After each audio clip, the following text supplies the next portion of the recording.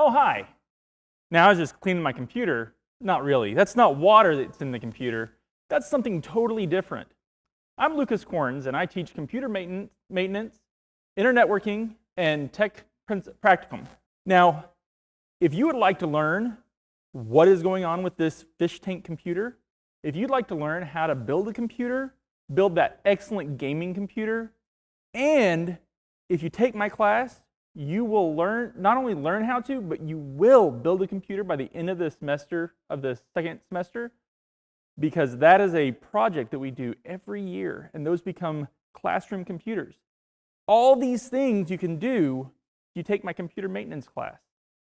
So once again, my name is Lucas Corns. I teach computer maintenance. Thank you.